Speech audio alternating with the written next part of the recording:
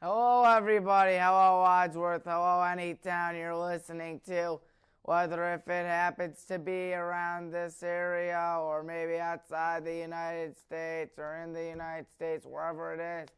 But no matter where you are, it's the Tommy Maroon Sports Show.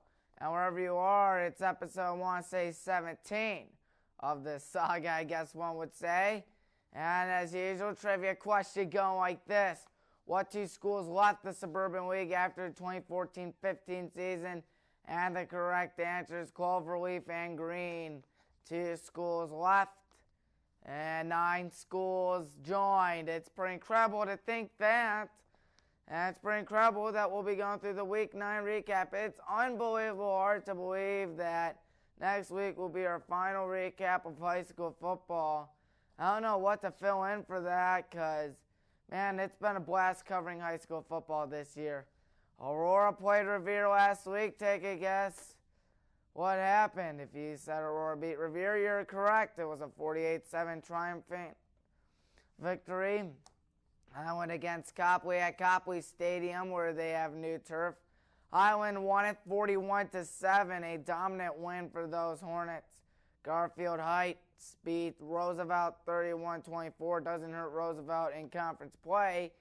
And the reason is because Garfield Heights is not in the Suburban League period. Barberton really handed it to Talmadge, a 37-0 victory there. National Conference, Brecksville against North Royalton. Brecksville continues their hot streak with another win. Nordonia, Cuyahoga Falls, and the Nordonia Knights pick up a key win there. And Hudson against Stowe. Hudson wins it 45-29. Stowe's National Conference record goes down to 2-4, which is not bad, but not the best. We'll see if they can finish it with a third win. We shall see. Wadsworth against Twinsburg. Wadsworth won that one 49-35. So Wadsworth with a key win there. We got to take a look at the standings. Of course, I do not have a PowerPoint for it this week. Excuse me on that. Standings in the American Conference, you're just going to have to hear from me. Top the American Conference, you guessed it, Aurora 9-0, 5-0. Barberton is second, 4-1. Oh, behind them is Roosevelt, 4-1 too. Highland is 2-3. Of course, they've been doing a really good job. They might finish 3-3. You never know. And Revere is fifth, 2-4.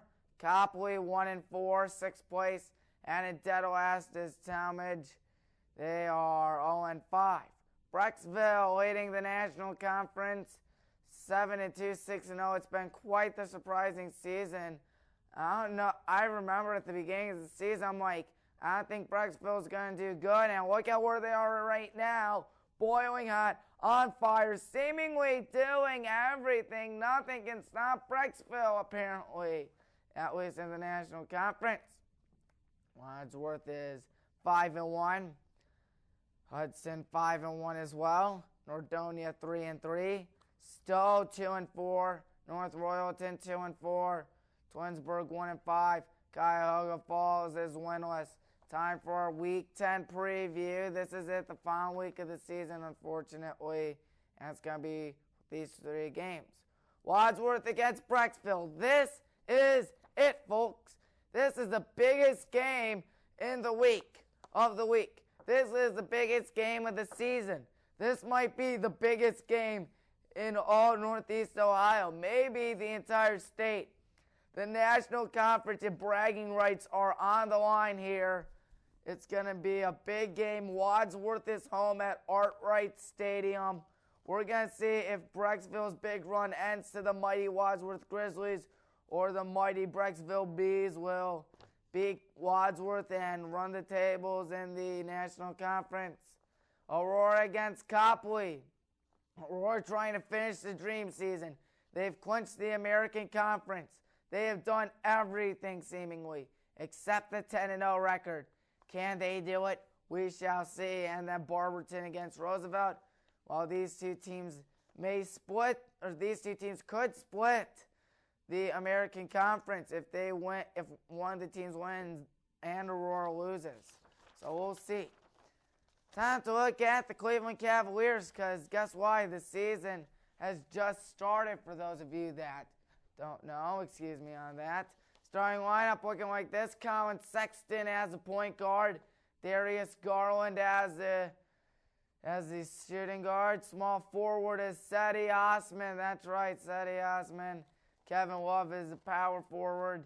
And Tristan Thompson is a center. Of course, this team coached by John Beilein, the all-time winning coach in Michigan. He's looking to continue his winning ways here in Cleveland as a Cavalier. And one can only hope that. My predictions for the Cavs this year, why it's an 18-64 record. Unfortunately, that'll be the worst in the NBA. They're still rebuilding. Of course, you got guys like Darius Garland and Kevin Porter. They should really help rebuilding the Cavs. And a few years from now, they should do good. And you know what? The Cavs have been off to a pretty decent start. They're doing much better, I must say, than what we all predicted. At least me as well. And it started off when we went down to Orlando to play the Orlando Magic. And the Cavs lost that ball game by a score of 94-85. Pretty low scoring in our modern NBA. Seemingly, Colin Sexton and Tristan Thompson had 16 points each, combined for 32 together. Nikolai Vucevic, 21 points for Orlando. Markelle Fultz, 12 points off Orlando's bench. And the Magic were waiting since the end of the first quarter, of course, back and forth right there as you see on your screen. But that wasn't the entire game, as it was all Orlando winning their first game of the season. Then it became Cavaliers against Pacers right here at the newly renovated Rocket Mortgage Fieldhouse. And the Cleveland Cavaliers were victorious 110-99. Tristan Thompson had 25 points and a 68.8 field goal percent, showing that the veteran has still got it. Tristan Thompson still doing good. And Kevin Love, also another veteran, doing really good. 21 points, 13 rebounds, 9 assists, 1 assist away of a triple-double. And we were up by 20 at the half, and we had a 50% field goal percentage. Of course, hard to believe, in my opinion, that we can call Tristan Thompson a veteran. But I believe we drafted him in the 2011 draft. Of course, he has come a long way. Of course, being a big staple on this rebuilding Cavs team, looking to really be the glue of the team. And the Cavs against the Milwaukee Bucks. And the Bucks, who I predicted to win the NBA Finals, won by a score of 129-112. And though we may have lost, the fact that we scored 112 points in the game against Milwaukee goes to show that, hey, we ain't that bad. Chris Middleton for the Bucks, 21 points, and 7 players for them had 10 points, including Giannis. Of course, Giannis, 14 points. The big Greek freak has been nothing short of unbelievable throughout his entire career, and one can definitely expect a really tall basketball player to continue it. And he's not just tall, he might be the best for the Bucks. Of course, I mentioned, well, I'm going to mention it again, without him, Milwaukee isn't much. But yet again, you got guys like Chris Middleton, who are also being a good supporting cast to Giannis and co. Sexton had 18 points. Kevin Love 16 rebounds, and we were not winning since the start of the second quarter. So it was a pretty disappointing game against the Bucks, but tonight we are going up against the Chicago Bulls. I believe we are at home, Rocket Mortgage Fieldhouse at 7 o'clock. I can't wait for that. It should be a good game as Cleveland and Chicago, two big rivalries, a completely different renovated stadium, but still the same rivalry. Two teams looking for a key win. We'll see if the Cavs can do it tonight. We will see. Time to go with the Cleveland Browns now. Time to look at some player stats as we ought to put on our Cleveland Browns hats. That's more like it. Baker Mayfield, 1,690 yards, 57.6 completion percentage, 7.4 yards per attempt, 6 touchdowns, and 12 interceptions. And unfortunately, the 12 interceptions will lead the entire NFL. Nick Chubb is in top 5 for rushing yards with 738 yards and 6 touchdowns. Jarvis Landry has 30 receptions, leads us with 504 yards, but still 0 touchdowns through 7 games. I don't know about you, but that's kind of odd. OBJ, 34 receptions, 488 yards, 1 touchdown. Of course, that was against the Monday Night Football game against the Jets. Ricky Seals-Jones, 7 receptions, but 143 yards and two touchdowns. Yes. Oh, Sesame Street reference right there. Time to look at the injury report. Sheldrick Redwine has a hamstring injury. And Kendall Lamb also has a knee injury. While Demarius Randall and Damian Ratley are, I guess for Ratley, you could say he's a little rattled up. Like what I did there. Well, I stopped the jokes, but continuing with Eli Anku is also hurt. Couldn't find where they are hurt. And I don't know if they are questionable, doubtful, or out or not. But hopefully we will see them back because we do not like to see players get hurt. Browns against the New England Patriots. Of course, these are two teams that have high expectations. Patriots, of course, need I say more. And then the Browns, who are supposed to be really good. Unfortunately, we definitely got handed to us. A 27-13 loss. New England, halfway through the season, they are 8-0 with a 2-5 record. And we are at 2-5 record, excuse me. Nick Chubb had 20 carries, 139 yards, and 2 fumbles. That happened to be one of them. The first quarter, we got lit up like a Christmas tree. It was 17-0 Patriots. Of course, New England did not look back. It was definitely a frustrating and disastrous game for the Brownies. Baker, 20 for 31, 194 yards, 1 touchdown, and yet another pick, as we previously mentioned, 12 interceptions, which lead the entire NFL.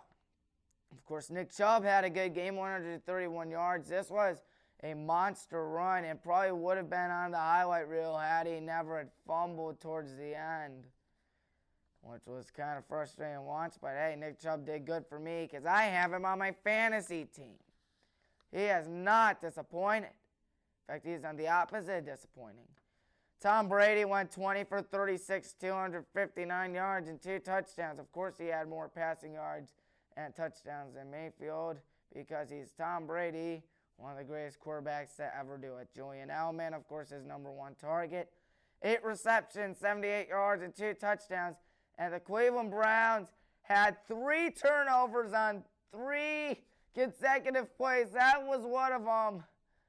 And man, oh man, that might have been, I mean, it was a shovel pass to Jarvis, but that was pretty ugly watching it live. It was kind of frustrating. Mayfield, however, made up for it by throwing a 21-yard touchdown pass to Demetrius Harris in the second quarter. The next games, the Patriots will be going to Baltimore for Sunday Night Football, trying to go 9-0, trying to continue what they do best. While we will be going to Mile High to play the Denver Broncos. Broncos, Joe Flacco is out, so we'll see what happens there. Now, of course, tonight is Game 7 of the World Series. It all comes down to this. The biggest game in all baseball. Zach Greinke representing the Houston Astros on the mound. On the mound for the Nationals is Max Scherzer. This is it. Game 7 of the World Series. You could catch it all on Channel 8 Fox, WJW. To see it have 3 call letters rather than 4, but this is it. Game 7 of the World Series. For the 3rd time in 4 years, for the 4th time in 6 years, we'll see Game 7 of the World Series. And for the previous 3 Game 7s of the World Series, the road team won it all. In fact, when the Giants won the Game 7 of the World Series, it was the first time the road team won Game 7 since the Pittsburgh We Are Family Pirates of 1979. Pittsburgh has not won it ever since. Coming back from 3 games to 1 there. Of course, everybody here in Cleveland does not want to talk about 3 games to 1 unless if we're referring to the Cavs. 3-1, of course. Cavs just culture. Cavs culture right there. I mean, that was unbelievable. As we'll be looking at topics for next week. Same threes. High school football for the last time. Cleveland Browns and the Cleveland Cavaliers, of course, as in no particular order. And time for my question as usual. What school left the Suburban League after the 1975-76 school year? Got your answer? All right, we'll see. See you next week.